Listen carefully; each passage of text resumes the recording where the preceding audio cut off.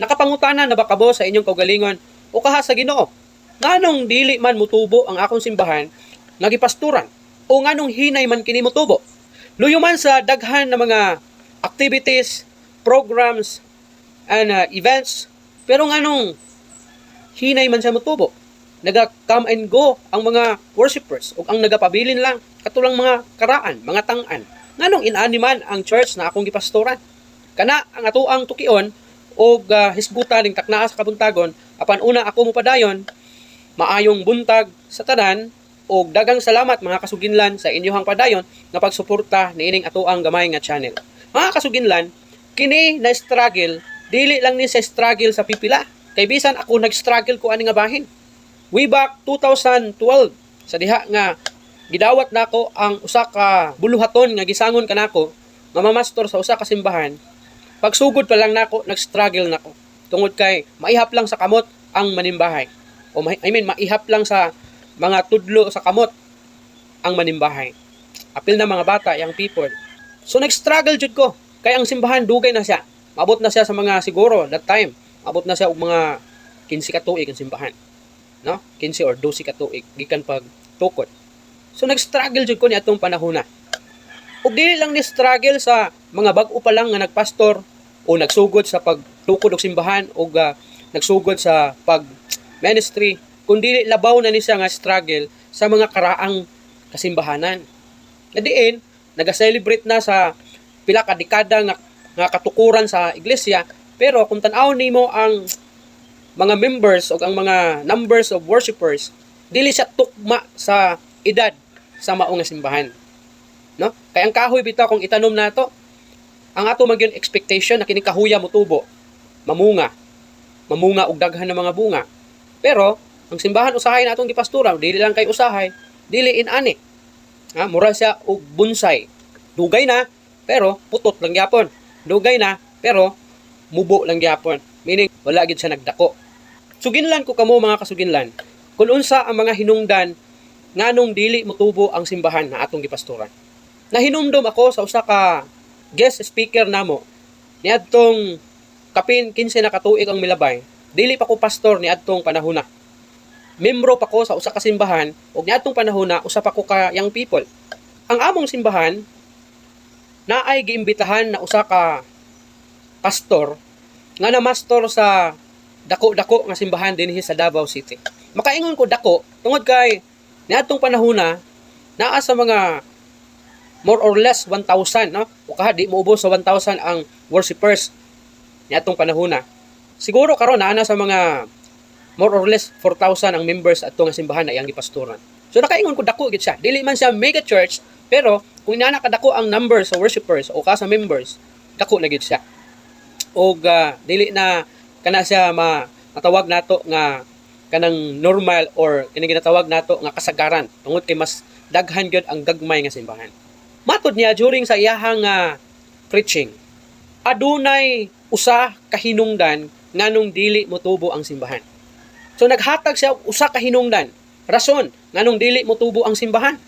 Og naghatag usab siya og duha ka solusyon kung unsaon aron nga mapukan ang mao nga hinungdan ug moresulta sa pagtubo sa mao nga simbahan. Matod niya, ang hinungdan nganong dili motubo ang simbahan kay ang sala. Now, nahinumdum ko sa gisulti ni Propeta Isaiah sa Isaiah kapitulo 59 bersikulo 2 nga ang sala mao hinungdan nganong dili mulingi ang Dios sa iyahang katawhan. Matud pa niya atong basahon, apan ang inyong mga kasalanan maoy nakapahimulag kaninyo og sa inyong Dios ug ang inyong mga sala nakapatago sa iyang naong gikan kaninyo nga tungod niya na siya dili makadungog.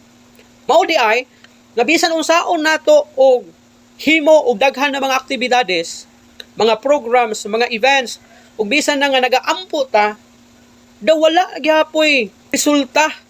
Resulta nga ato ang gilauman nga mauunta ang mahitabo. Kini tungod kay ang sala di ay maoy babag nganong dili mamati ang Ginoo sa atong mapag-ampo ug dili mutabang ang Ginoo aron nga motubo ang ato ang simbahan nga gipastoran. kini realidad ni siya. Daghan na mga pastors mahadlok na mo tudlo ug muwali, ilabi na kung maghisgot sa sala. Ilabi na kung nasayod siya nga naa siya'y membro o naay membro anang simbahana nga grabe makasuporta pero ang kinabuhi wala na mao. So dili niya hisgutan ang sala o magwali og sala o mamadlong tungod kay nahadlok siya nga basin mubiya, mubalhin. O kaha, daghan ng mga pastors nga diin wala pa pod hingpit makabiya sa ilahang kalibutanon na mga binuhatan. Adunay daghan na mga pastors na diin nagkinabuhi pa nga supak sa kabubuton sa Ginoo. Lahi ang wali niya, lahi pod ang iyahang pagkinabuhi. Kumbaga, dili synchronize ang iyang kinabuhi ug sa iyang wali. Na dapat unta ang imong wali synchronize sa imuhang kinabuhi kung giunsa nimo sa pagkinabuhi. Ug ania pa gyud ang sayop sa simbahan.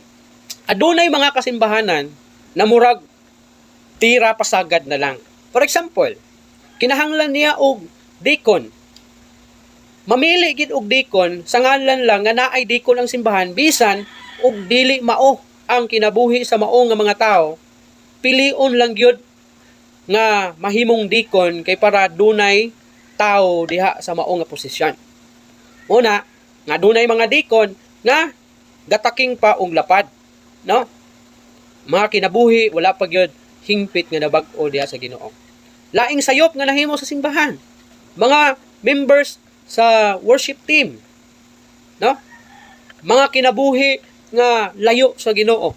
Kumbaga, tungod kay naa kay talent, kabalo ka mo kanta, kabalo ka mo tugtog, ala, kabahin na ka sa worship team. Nga walay pagsusi sa kinabuhi ani mga tawhana kung makapahimaya ba sa Ginoo, no? Adunay daghan na mga sayop na atong nahimo diha sulod sa simbahan. Si pastor, mga church members, mga church leaders, mga deacons, uban pa ng mga officers, na atuan na lang, gibutang sila diha or gipili na lang diha kay para lang gyud murag fill the blank na lang ba? Ha? Para lang butangan og tao ang mga bakante nga mga offices or position diha sulod sa iglesia, which is dili siya maayo. Dili siya makapahimaya. Hangtod nga dili nato pakgangon ang sala o tumbukon ang sala, hangtod nga pabilin natong itolerate ang sala o hangtod nga dili nato badlungon kini, dili gyud mamati ang Ginoo sa atoa. Bungol ang Ginoo sa ato ang mga pag-ampo. Bisag pag-unsaon natong ampo, bisag unsa pa na mga aktibidades atong himuon, mga programa, hangtod nga dili nato tukion ang sala, hangtod nga dili nato badlungon ang sala, i-correct ang kinabuhi sa mga katawhan sa Ginoo.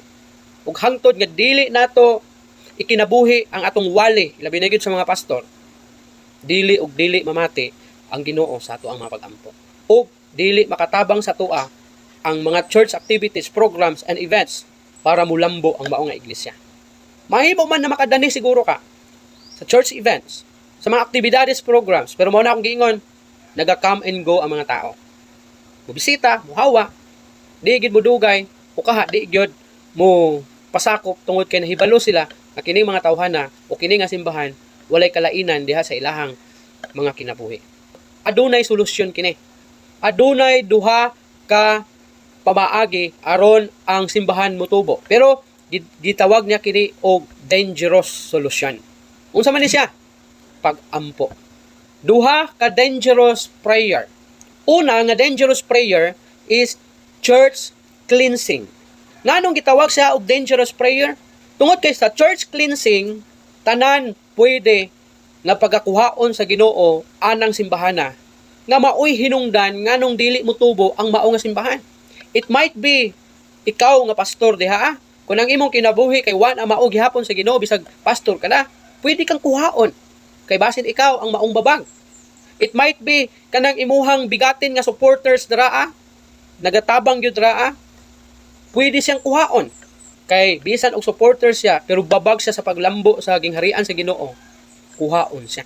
O tanan na mga hinungdan, mga church leaders, mga deacons, unsa pa gyud, mga elders, pastors, mga kabahin sa worship team, pwede siyang maapektuhan sa gining ginatawag church cleansing hangtod nga siya maoy hinungdan sa dili pagtubo nga simbahan. Pero ingon niya, pasagdi lang kung adunay church cleansing nga buhaton ang Ginoo. Sa una siguro, medyo mahadlok yun ka. Labi na kay sa church cleansing, pwede manggod na katunga o sobra katunga ang mawala anang simbahana. For example, aduna mo'y membro nga mukabat sa 50 ka buok. O kaha kay stagnant lagi, wala lagi nagatubo. So, butang nato mga 30 or 20 ra ka buok ang numbers of worshipers. Mga ana. Pwede na nga bilinan sa Ginoo og 5, 6, 10 sa church cleansing nga iyang paghimuon. Pero makasubo man siya, pero pasagdi lang tungod kay matod niya kanang nabilin nga 5 o 10 mao kana ang pagagamiton sa Ginoo para kanang simbahana mutubo, mulambo. Para kanang simbahana mahimong panalangin. Ikaduha nga dangerous prayer nga iyang gisulti is church closing. Unsa man ning church closing? Sa diha nga nagmuni-muni ko kung unsay pasabot niya nganong ipasirado man ang simbahan.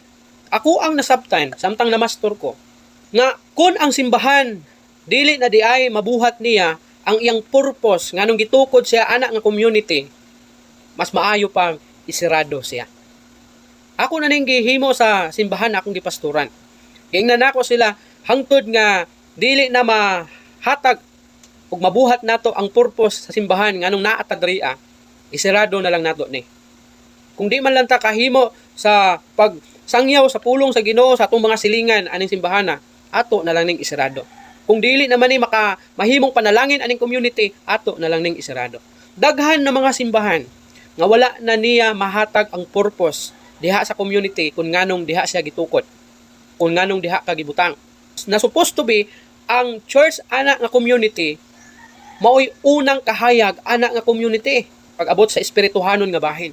Pero supo pamalandongon, realidad kini. Daghan na mga simbahan o mga katawhan sa Ginoo nga dili gayod manangyaw diha sa mga ka-community, mga silingan, mga kaku-barangay, tungod kay suito man ni sila sa imuhang kinabuhi. Unang hinungdan nga didto ka sa layo nga lugar kay wa may naswito sa imo dito. Pero bisag unsa pa ang atong himuon og tago-tago at ubangan sa mga tao, nakita ni sa Ginoo, no? Nakita sa Ginoo kung mahadlok ta nga muwali diha sa atong mga silingan, manangyaw, mag-share sa pulong sa Ginoo, kay lagi swito sila sa atong kinabuhi, o kanay hinungdan na nung di pud ka pamation sa Ginoo. Kay kabalo siya, kinataguan nimo imong sala. Ang pinakamaayo unta nimong buhaton kasuginlan, imuhang ipaguba ang imuhang sala at ubangan sa Ginoo. Hinulsulan, dili kay taguan o tabunan aron dili makita sa mga mata sa tao. So mao ka na hinungdan nga dili mo tubo ang simbahan. Ug kun sa ako nagikaingon, ug kun dili na mabuhat ang purpose sa simbahan ana ang community, mas maayo pa nga kini siya siraduan na lang, i-close na lang, no? Kay ang mga membro sa simbahan mas gipili pa man nila ang magtabon sa sala kaysa hinulsulan ang sala. So mas maayo pa nga siraduan na lang, i-close na lang. So mao kana ang iyang gihatag nga suggestion. Wala man niya gi-elaborate og maayo tungod kay tingali madugay siya sa paghuman, pero maupod ni siya akong nasabtan ug ako ang gi-explain sa inyo ha. So kana lang ang ato ang word of encouragement niining taknaa sa kabuntagon, dili ni siya para lang sa inyo, kung dili sama sa kingon, apil ko niini kay nag-struggle pud ko. Kung aduna may kabag-uhan sa simbahan akong gipasturan, kini grasya sa Ginoo, walay ako nini, walay amuan niini, kundi iya kini sa Ginoo ang tanan. Daghang salamat sa inyong pagtan-aw o God bless sa tanan.